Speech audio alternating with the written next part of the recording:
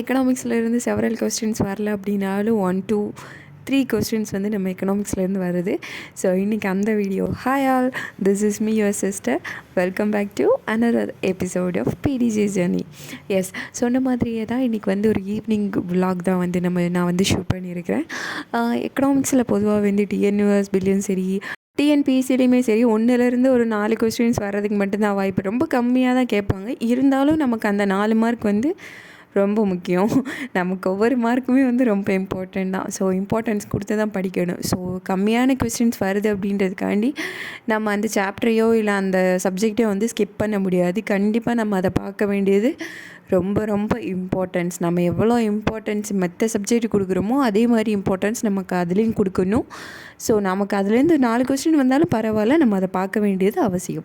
So இன்றைக்கி வந்து நான் என்ன பண்ணியிருக்கேன் அப்படின்னா, ஆஸ் யூஷுவல் நான் வந்து குருநாத் சாரோட கோட் ரிவிஷன் இருக்கு இல்லையா, அதை தான் பார்த்து எழுதிட்டு இருக்கிறேன். அவர் ஒரு பாயிண்ட் கூட விட மாட்டார், எல்லாமே கம்ப்ளீட்டாக சொல்லிடுவார்.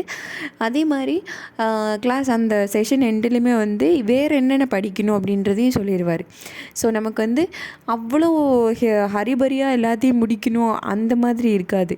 இதை முடிச்சிருங்க ப்ளஸ் இதை பார்த்துருங்க அப்படின்னு சொல்லிடுவார். ஸோ நமக்கு தெரிஞ்சிடும், ஒரு ஐடியா கிடைக்கும். ஸோ இதுதான் இவ்வளோ தான் அப்படின்றது. ஸோ இன்றைக்கி வந்து அவரோட வீடியோ தான் நான் பார்த்து எழுதிட்டுருக்கிறேன்.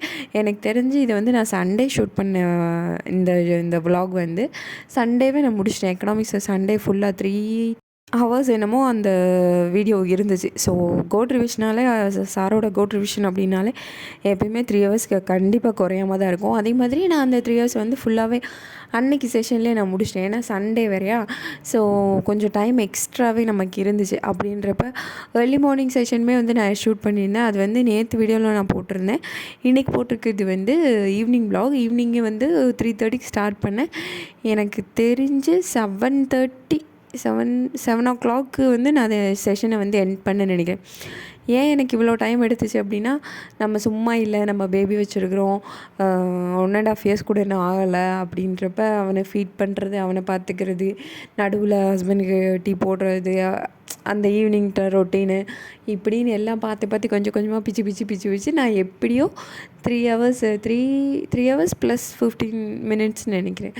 ஸோ அதை வந்து நான் ரொம்பவே ஃபுல் ஃப்ளெஜ்டாக எழுதி நான் கம்ப்ளீட் பண்ணிகிட்டே போது அப்பா அப்படின்ற மாதிரி மனசுக்கு வந்து ரொம்ப ஒரு மாதிரி ஹாப்பியாக இருந்துச்சு, நம்ம இதை கம்ப்ளீட் பண்ணிட்டோம் அப்படின்னு.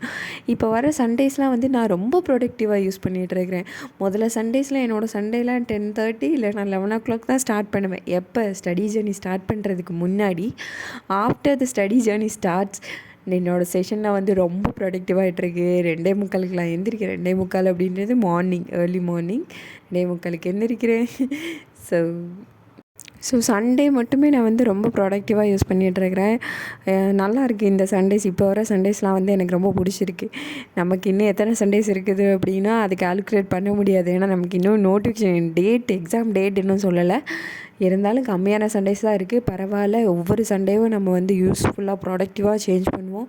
படிக்கலைன்னா படிக்க ஸ்டார்ட் பண்ணுங்கள். மறுபடியும் சொல்கிறேன், டைம் நம்மக்கிட்ட இல்லை. படிக்க ஸ்டார்ட் பண்ணுங்கள், மோட்டிவேட் பண்ணிக்கோங்க. உங்களை நீங்களே மோட்டிவேட் பண்ணுங்கள். நமக்கு நிறைய டைம் இருக்குது அப்படின்றது அசால்ட்டாக இருந்துடாதீங்க. டைம் ரொம்ப கம்மியாக தான் இருக்குது. படிக்க ஸ்டார்ட் பண்ணுங்கள், தயவு செஞ்சு படிக்க ஸ்டார்ட் பண்ணுங்கள். இந்த வீடியோ அதோட முடிஞ்சு. ஓகே, பாய்.